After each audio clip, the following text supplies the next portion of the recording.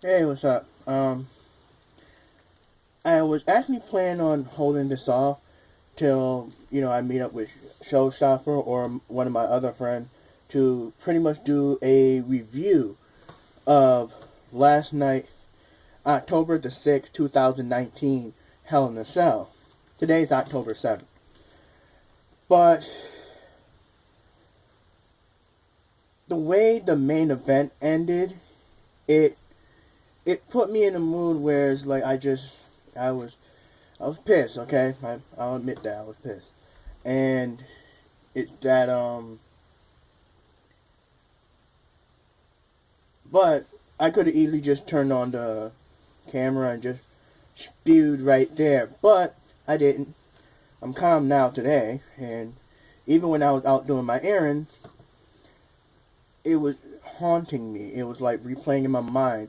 And now that I'm like more settled, it's like, you know what, I'm just gonna go ahead and do this, just talk about why I was upset about the whole thing. I'm gonna try my best not to swear, even though you guys seen some of my other videos. I really don't care when it comes to foul language, but I'm gonna try my best for here because this way, um, I mean, it's kind of like a small false hope or anything, like maybe somebody from the WWE company can actually watch this without having to see like, oh, somebody spewing foul languages and then they delete it.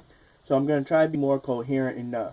Now, just to let you guys know, I am not going to try to prove my wrestling fan credentials or anything.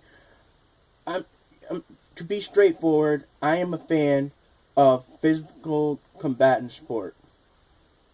It's like for example, martial arts, MMA, wrestling, kickboxing, K1, all those things. Anything that like a physical combat sport, it gets my attention. Now, I don't care if it's scripted or if it's real. I still get an enjoyment out of it, and that's all that that's does it for me. It's nothing to be either said more or less. Now, with that being said, one of the main key reasons why I was pissed about last night, here's the thing. I am a huge fan of the Hell in the Cell itself. The Hell in the Cell. That's my favorite form of what I call a gimmick match or a stipulation. Is to me it's like up in the ante. To me that's the exclamation point. Like if you want to end a feud or end a story in a most brutalistic way, creativity wise, it's it just that's what does it for me. I mean, the thing about when I look at Hell in the Cell, I look at chaos. You know what I mean? It's like that's what sort of gets me is just where a combatant, or wrestler, or participant, whatever you want to call them, get to creatively be sadistic of how to brutalize their opponent to the point where there's a definitive winner or a loser. Now, reality-wise, there's no winner, but there is, in the wrestling books, a definitive winner and loser. You, it's just pure, utter, no rule, anything go type of stipulation where it's not predictable. You don't know what's gonna happen. That's one of the things I love about the Hell in a Cell. You don't know. It doesn't hold back. It might have in terms of, whoever booking the match, there may be some limitation or stuff they said on there. But thinking outside the box is, I mean, the Hell in a Cell has such a history of having very memorable spots. Like, it did it last night. The very first match of the pay-per-view was Becky Lynch versus Bank. Hell in a Cell.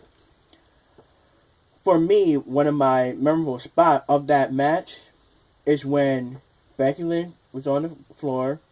Sasha Banks ran off the side apron and did a meteor to Becky Lynch into a ladder that was adjacent behind her. Just boom, smash.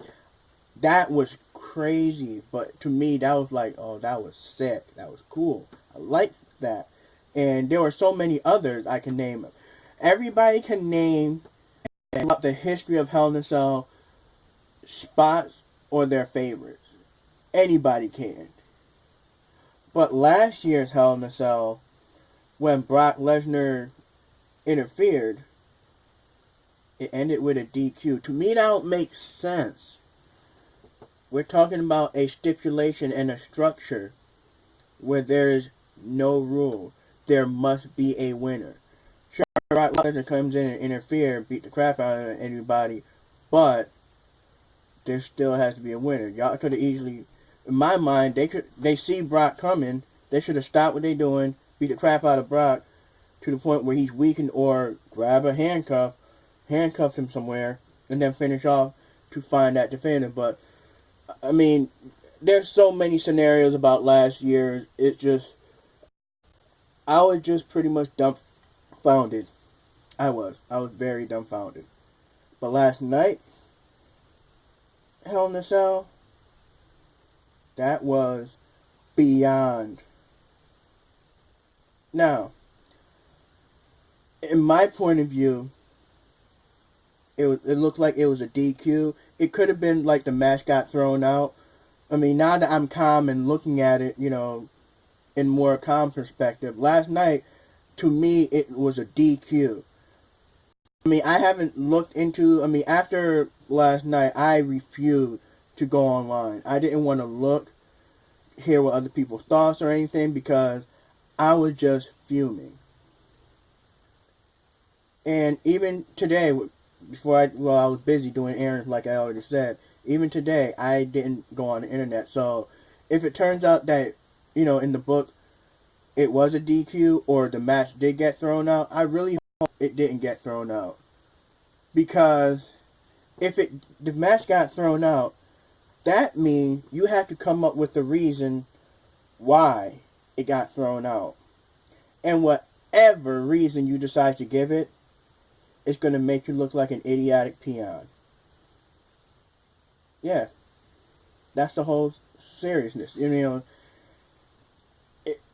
It's like you're ruining the facade, reason of the Hell in a Cell existence.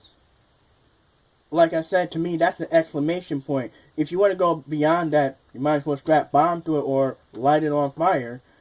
But, you can literally have a TLC match inside Hell in a Cell. You got barriers.